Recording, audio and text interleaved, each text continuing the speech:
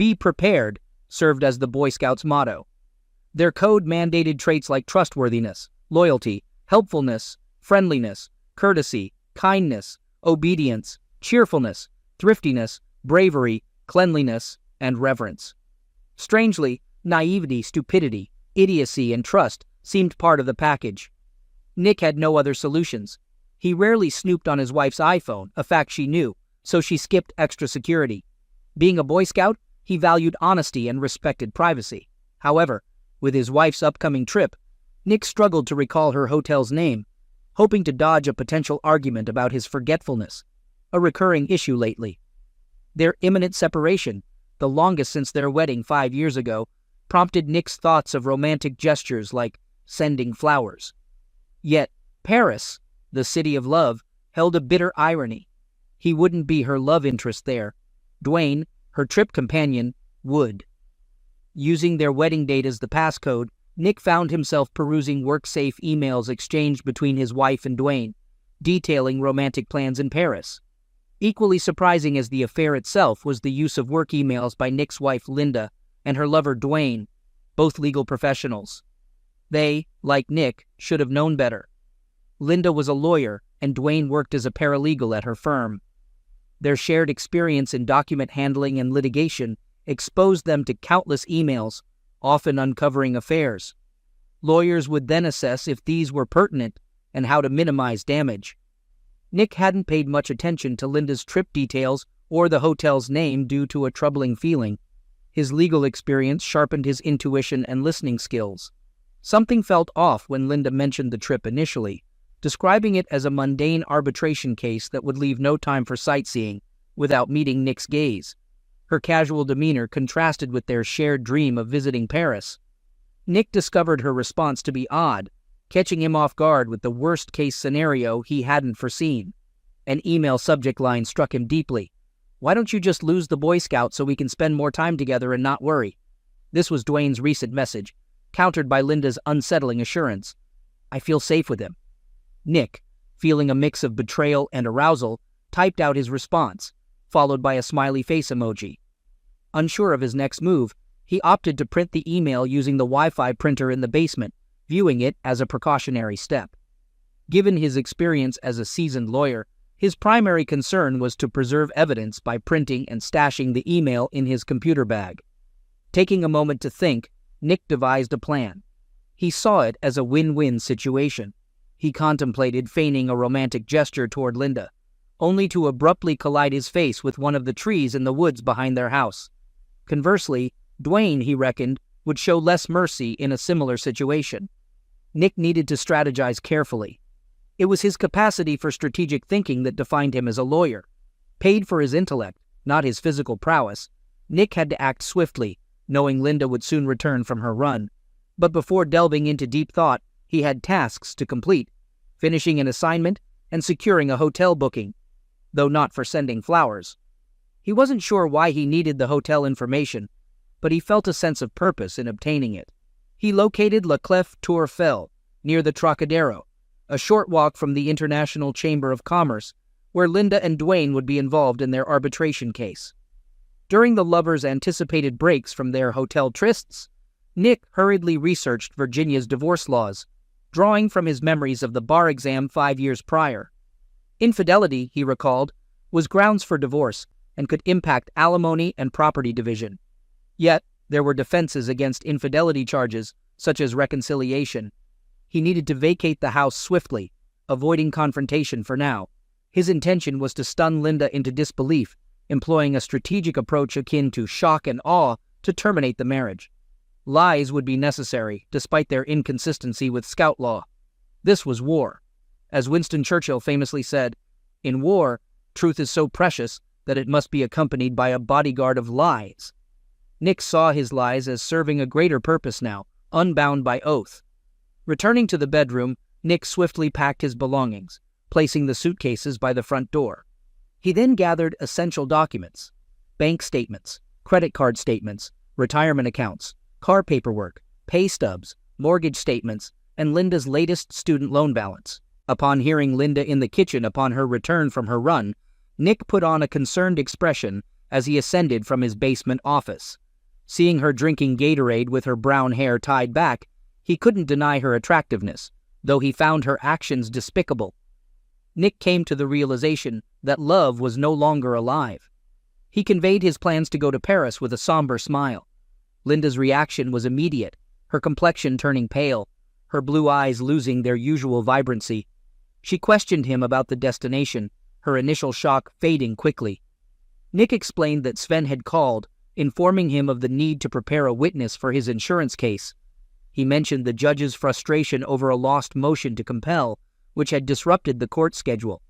Nick anticipated being on the road for a few weeks, but hinted at the possibility of stopping by occasionally for laundry. Linda expressed sympathy, suggesting that perhaps Nick's firm was hiring. Nick expressed a desire to join her in Paris, noticing a flicker of worry on her face before she teased him about sending his resume. Despite Linda's law school having a higher ranking than Nick's, she made a motion as if to hug him, but he avoided her and headed downstairs to his office, battling visions of punching her and struggling to keep them in check. As Linda asked about dinner plans, Nick explained that he couldn't stay and would grab something on the road, as Sven was eager for him to leave immediately. Linda followed him to the door, looking slightly concerned as he picked up his suitcases and left. She declined a goodbye kiss, citing a sore throat and the possibility of a cold or allergies, expressing concern about him catching anything from her. Nick informed her that he wouldn't be back until Friday at the earliest, mentioning their upcoming stops in Roanoke and Baltimore. He couldn't shake the feeling that Linda was considering the unexpected possibilities his absence might bring. He waved farewell and drove off. He hoped she'd assume he was preoccupied with work and irritated about being called in on a Saturday. His acting skills were limited to that extent, but he suspected she was already planning to reach out to Dwayne. Nick drove until he reached the nearest shopping center with a coffee shop. Like many lawyers, he found clarity through pen and paper. As he sipped his coffee, he began listing cases. It struck him that he had never considered reconciliation, not even as an option. Retribution was the only path forward. The question was to what extent. His thoughts were abruptly interrupted by the sound of a ringing phone, originating from an unfamiliar number. With impatience, he answered, only to be greeted by Sam Granger on the other end. Granger swiftly introduced himself as someone in the business of purchasing old houses to replace them with McMansions, acknowledging the general disapproval of his work, but emphasizing the allure of receiving a substantial check. Nick found himself taken aback by the notion of tearing down their cozy home. However, he soon regained his composure as Granger proposed buying their house for demolition, citing the uncertainty of new construction timelines and offering a potentially lucrative deal if Nick and his wife were willing to sell. Nick couldn't help but smirk at the prospect, recalling how Linda had chosen the house shortly before their wedding. It was a ranch nestled in a serene setting, complete with a charming yard overlooking woods and a creek, with the added appeal of a treehouse visible from the bedroom window, a symbol of their envisioned family life. Nick found the location convenient, with easy access to major highways and a manageable commute to work. Informing Granger of his busy schedule in the coming days, Nick arranged to meet on Sunday morning. Granger assured him that he had already assessed the property from the outside and didn't require access to the interior. Additionally, he mentioned that he would likely handle the closing himself through a power of attorney for his wife, who was occupied with work. As they finalized the details, Nick couldn't help but ponder Linda's perceived security with her Boy Scout. Unbeknownst to her, Nick reflected, the ideals of the Boy Scouts were rooted in military scouting, emphasizing skills such as stealth and self-reliance. It was a realization that Linda had unknowingly walked into a trap, reminiscent of a military ambush. But before taking further action, Nick resolved to conduct reconnaissance. With his plan in mind, he deliberately knocked over his empty coffee cup and stepped out to his car for privacy. Dialing a number on his cell phone, then another, he waited for a response, eventually connecting with Frank Berry, a former private investigator Nick had collaborated with during his time as a corporate lawyer. Frank had often assisted with pro bono legal cases, a reflection of Nick's commitment to public service. Nick recounted the urgent favor he needed, explaining the situation involving his wife and another man. Frank expressed disbelief at the audacity of Nick's wife and offered to handle the matter himself as a token of gratitude for Nick's past assistance in the Rivera divorce case, which had garnered significant publicity. Nick thanked Frank and proceeded to provide details about the house in the backyard, mentioning its direct access to the bedroom where his wife practiced martial arts with the curtains open. He suggested that Frank could use it for surveillance purposes, accessible by traversing the woods and leaping over the creek after dark. Nick also mentioned his intention to set up a camera outside aimed at the front of the house to monitor activities. After finalizing arrangements with Frank, Nick contacted Harry, a lawyer he intended to retain for his divorce proceedings. Despite Harry's initial confusion about the purpose of the call, Nick clarified that he needed legal representation due to his wife's infidelity. Following Nick's briefing, Harry suggested meeting the next day to begin working on the case, acknowledging the need to gather clear evidence of infidelity and navigate the complexities of the financial settlement, given his wife's resources and support from colleagues at her firm. Nick conveyed his assurance that he would handle the situation, expressing confidence in resolving it amicably. His next interaction involved a discussion about potential retaliation, to which Nick responded that he was not planning to retaliate, opting for a wait-and-see approach. For his final call, Nick reached out to Maggie, employing tact in his approach. After some initial silence, Maggie expressed pleasure at hearing from him after so long, prompting Nick to request her assistance, mentioning Linda's recent behavior. Maggie explained that Linda's actions had driven a wedge between them, but she expressed willingness to help Nick as a friend. Nick then shared his plan with her. After a brief moment of silence, Maggie responded with laughter, indicating her amusement at the situation. She agreed to assist Nick, acknowledging his ability to make her laugh. Nick expressed gratitude to Maggie, promising to treat her and her partner to dinner once things settled down.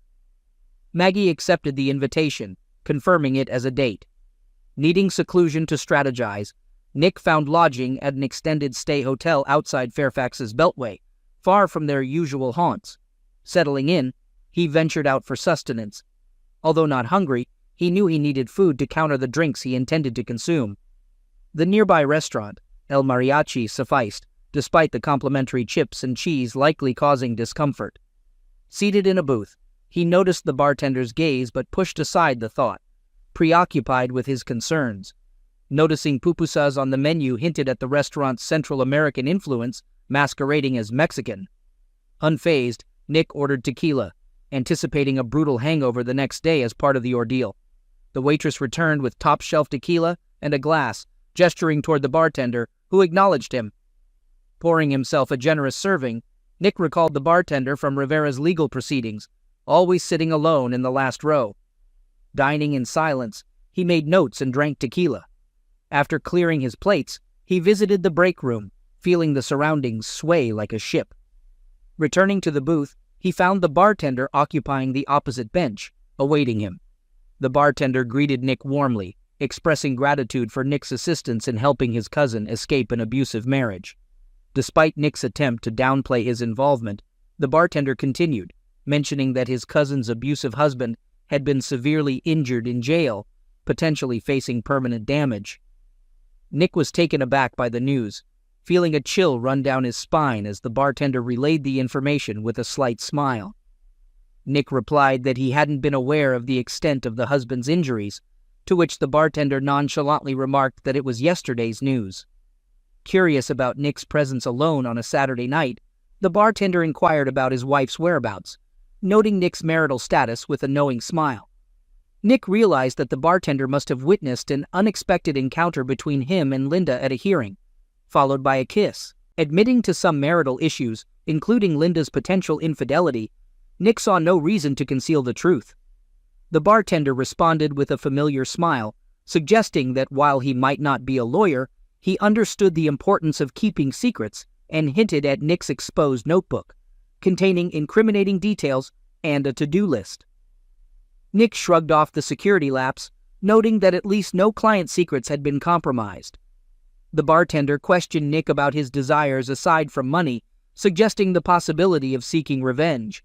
Nick expressed his desire to physically damage his wife, wanting to break her nose and blacken her eyes. The bartender cautioned Nick against such violent retaliation, reminding him of the potential consequences that could lead to jail time. Nick agreed, nodding in acknowledgement. Acknowledging Nick's past assistance to his cousin, despite her initial refusal of help, the bartender insisted on repaying the debt owed to Nick. Nick attempted to interject, mentioning Frank's role in gathering evidence and the police's involvement in the case. He also enlisted a partner from his firm to ensure proper handling of the criminal proceedings, accompanying his client to ensure respectful treatment by prosecutors. Despite Nick's objections, the bartender commended his efforts in assisting those in need and offered his assistance in return. When Nick expressed uncertainty about the bartender's identity, the bartender revealed himself as Jose Garcia, also known as El Diablo to some.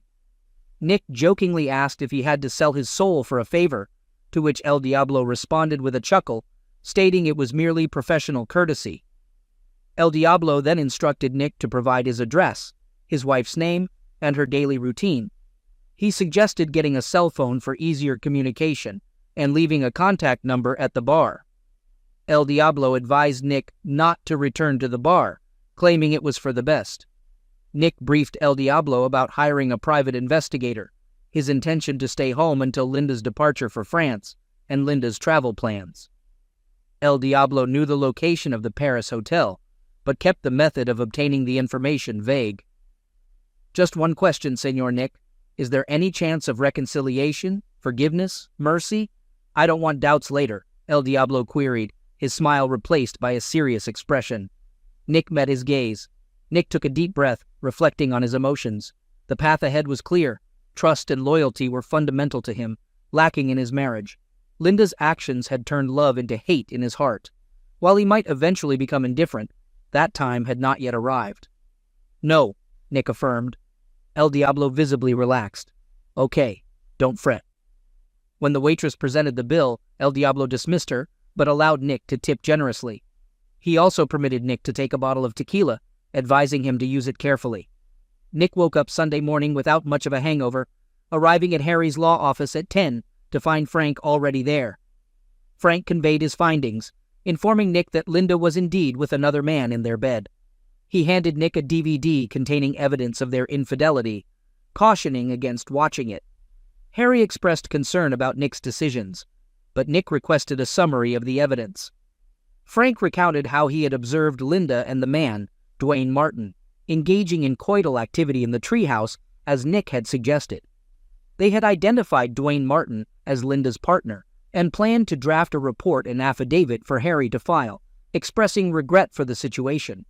Nick decided to file for divorce on grounds of infidelity, but requested that Linda not be served immediately. He instructed Harry to file the paperwork on Monday afternoon before the clerk's office closed. Harry reminded Nick of his limitations in criminal law, cautioning that he wouldn't be able to help if Nick got into legal trouble. "You'll be pleasantly surprised," Nick mentioned as he exited. His next destination was a meeting with Sam Granger.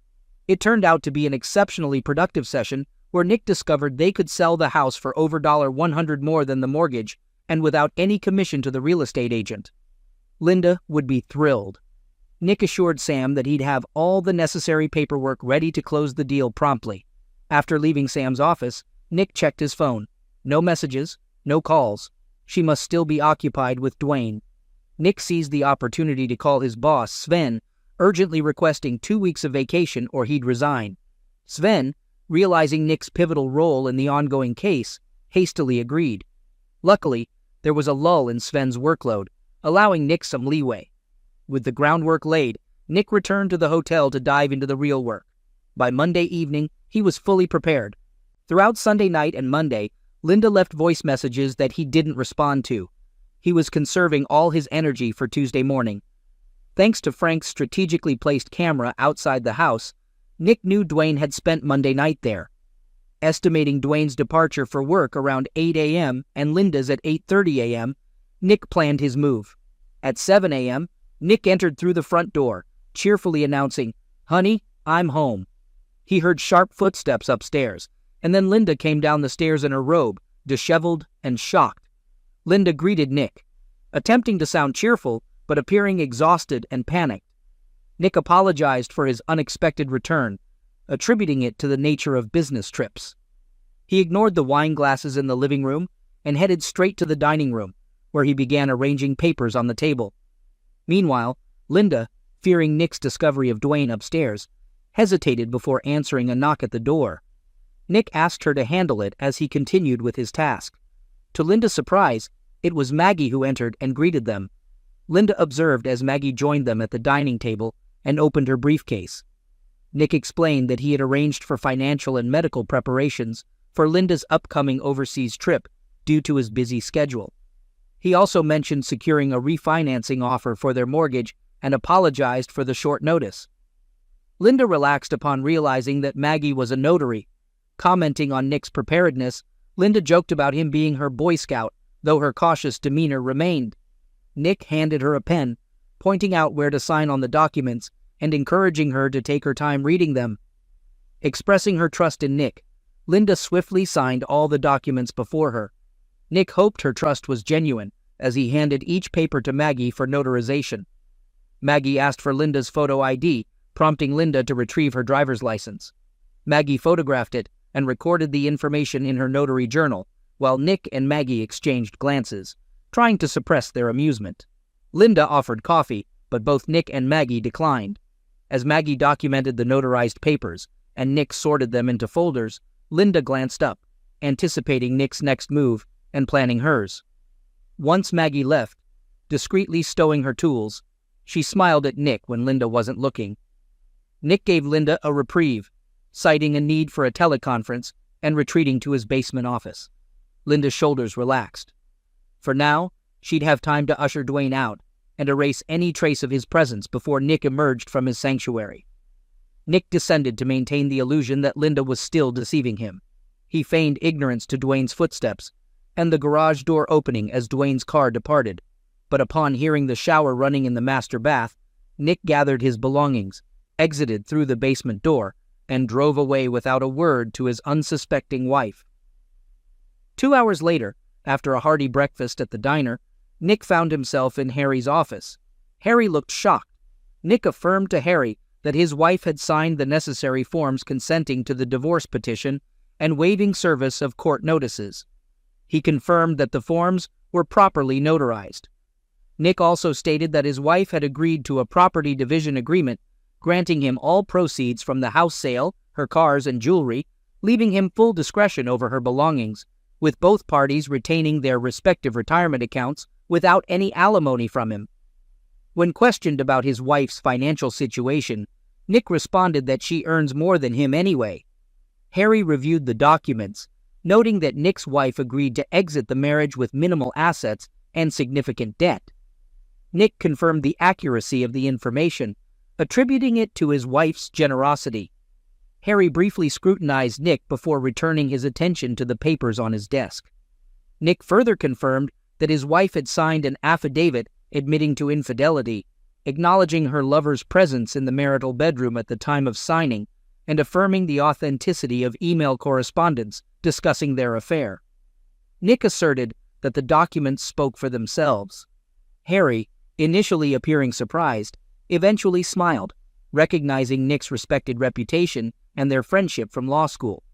He decided to proceed with filing the documents, admitting that everything appeared legitimate to him and expressing disbelief at Nick's actions.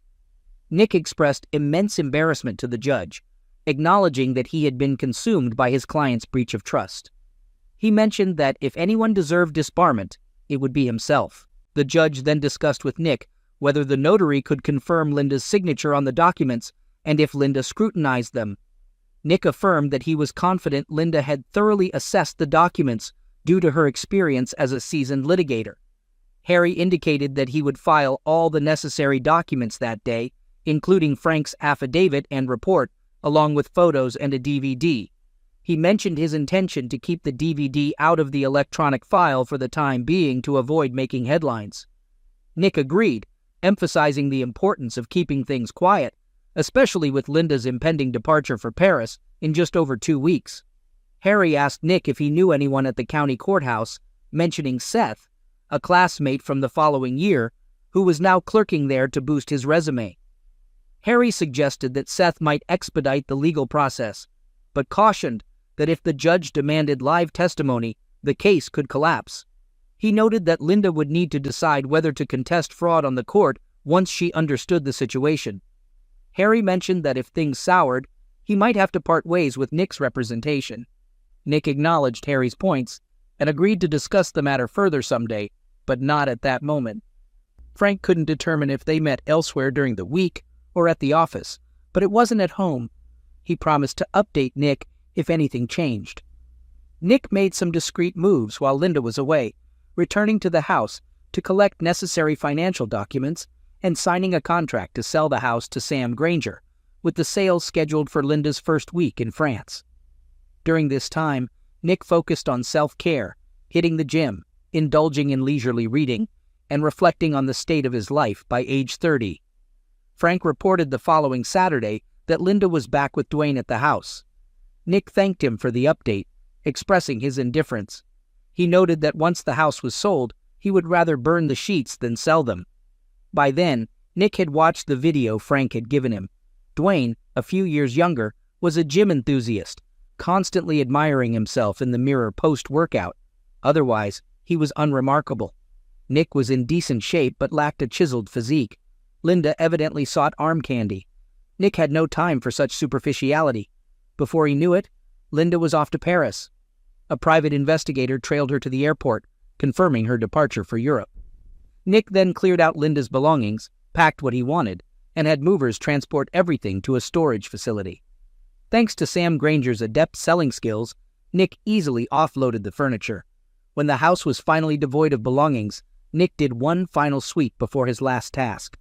He meticulously collected the wedding photos, album, and Linda's gown. Carrying them to the patio fire pit beneath the treehouse, he carefully arranged the photos and album on the embers, adding lighter fluid to the dress before igniting a match. As everything turned to ash, Nick was gratified to note the intricate details captured in the video, even discerning each photo's nuances as they merged with the flames. A day later, Nick finalized the sale of the marital home, utilizing his wife's power of attorney to sign on her behalf, though she really should have reviewed the documents. With a separate financial power of attorney, Nick deposited the proceeds from the house sale into his personal account, certifying on behalf of his wife and closing joint accounts 3 days later. However, during Linda's initial week in France, a construction crew demolished the house. Several days later, the rubble was cleared and site preparations commenced. Unfortunately, the tree supporting the treehouse, beloved by the children, had to be removed to make way for a planned gazebo. However, construction abruptly ceased with only a bare plot remaining due to an issue in the permitting process. Nick and a friend from law school, employed in the county permit office, remained optimistic that the matter would be resolved upon Linda's return from France, pending proper form approvals. Throughout this time, Nick avoided all communication attempts from Linda, offering evasive responses to inquiries. El Diablo informed him of Linda and Dwayne's apparent stress, hinting that Linda might suspect something was amiss. When asked about Linda's rings, Nick declined, leading El Diablo to suggest another potential recipient. Nick readily agreed. 2 days before Linda's expected return, Nick received the divorce decree unexpectedly swiftly from Harry's office. Departing, he received a call from El Diablo advising him to take a public vacation. Following the advice, he visited New York, reconnecting with college friends, engaging in various activities mostly funded by credit cards. He ensured recognition by staff through generous tipping at the hotel. While there, he overnight mailed a DVD to Linda's parents' house, showing him burning her wedding dress and album. Late one Sunday night, after Nick enjoyed coffee and cake in Little Italy, Manhattan, his phone rang. It was his father-in-law. "Nick, where are you?"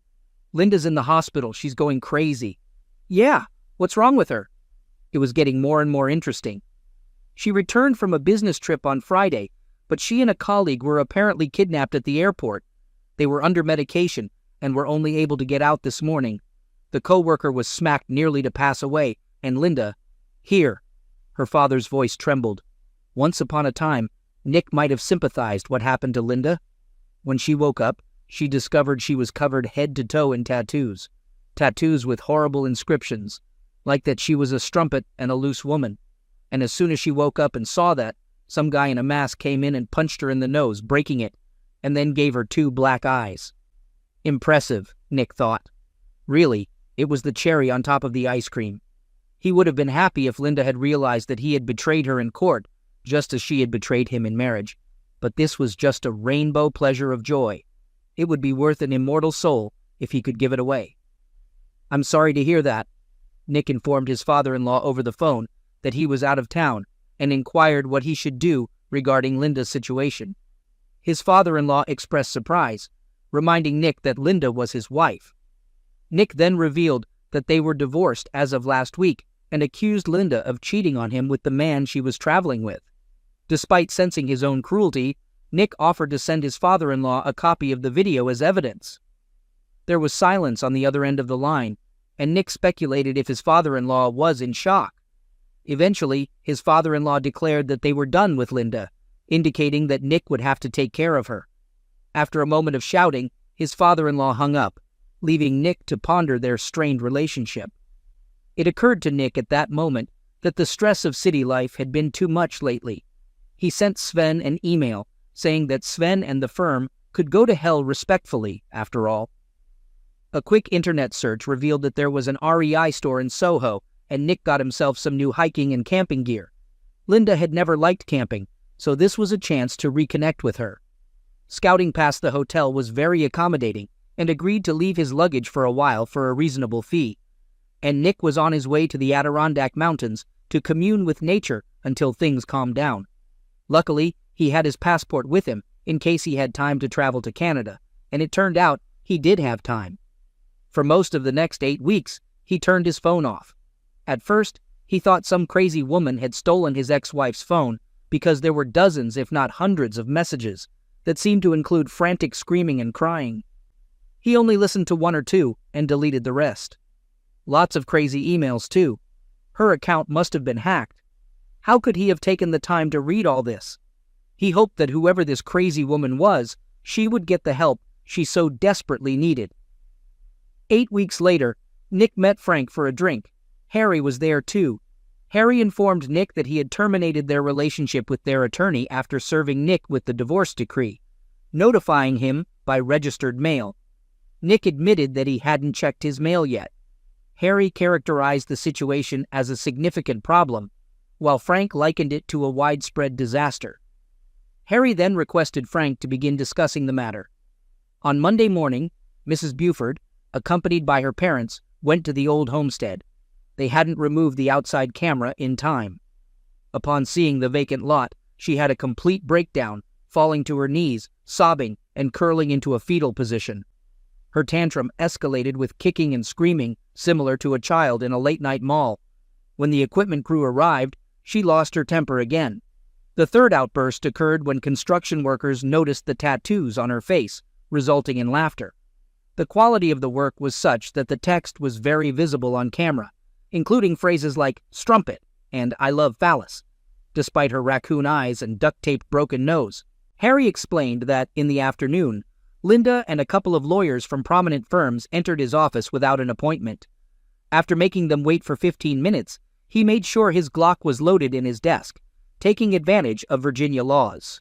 When the wait was over, they started berating him with talk of emergency motions, bar complaints, and contempt proceedings. He couldn't help but notice the ink all over his face, clearly written in red and blue for visibility. Once he managed to shift his focus, Harry inquired about the problem and which statement in any of the documents was false. They all stopped and looked at each other. Then he asked if there was an argument about Nick's ex committing infidelity, to which they all answered yes. Then he turned on the videotape he had prepared while they were waiting, and there was Linda, clearly engaging in closeness acts in the marital bed with someone other than her husband. It was clear they hadn't familiarized themselves with all the case files yet, as everyone just looked at each other in confusion.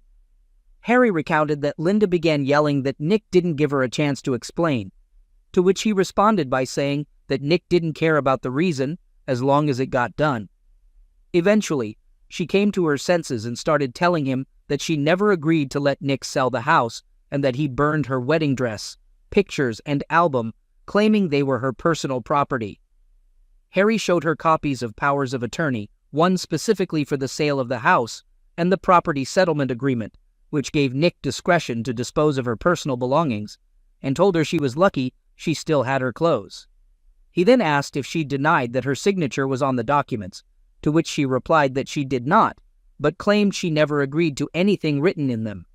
Harry then questioned if her entire defense was that she never read what she signed, and asked her to imagine how she would be cross-examined if she challenged anything in court.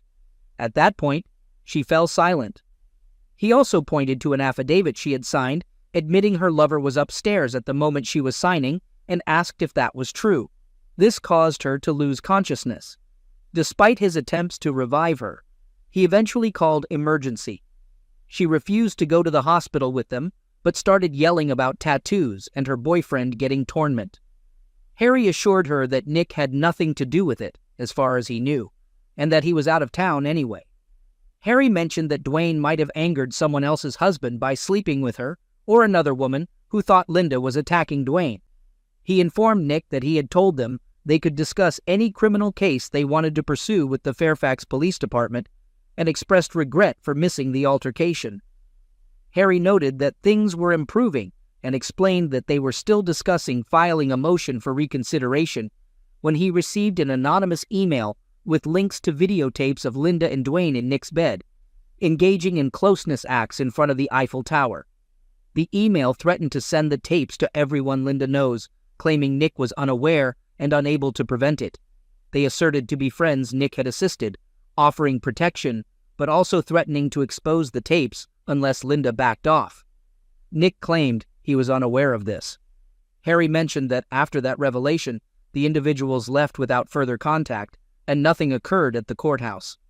Harry then recounted Frank's encounter with the police, stating that detectives approached them seeking copies of the tape and the report, but then lost interest. Neither Linda nor Dwayne could recall what had happened, only that they took a cab from the airport, and Dwayne ended up hospitalized. Linda woke up in a seedy hotel, got assaulted, and ended up in the hospital. The room expenses were charged to her credit card, including room service and minibar charges. Nick mentioned that New York police and his friends had been contacted, all of whom confirmed his busy schedule in the city. Harry added that Nick's ex was reportedly undergoing laser tattoo removal in her parents' basement, which was expensive due to the extensive coverage. Nick commented on this, earning a glance from Harry and stifled laughter from Frank. Harry then brought up the condition of the individual referred to as the meat eater, stating that he was badly injured and would require extensive therapy due to multiple concussions. Finding another paralegal job might prove challenging for him, as their firm had also let them go. Harry explained that their relationship had soured during the trip, affecting the arbitration negatively. Mistakes were made, exhibits weren't ready, and witness notes were lost, leaving the client displeased. Sacrifices were made to retain future work. Frank suggested that someday Nick would have to enlighten them about something, to which Nick responded jokingly, saying he was a Boy Scout. Frank continued, mentioning that Maggie had waited in the car and expressing a bit of envy regarding Nick's situation. They agreed to discuss further over dinner, with Nick offering to treat them for aiding his liberation. As Nick drove away, Maggie informed him that she didn't have a boyfriend, surprising him. Nick then suggested heading home, with a stop at the post office first. When asked why, Nick explained that he was checking on a friend's safety, producing a card from the glove compartment bearing a Boy Scout emblem.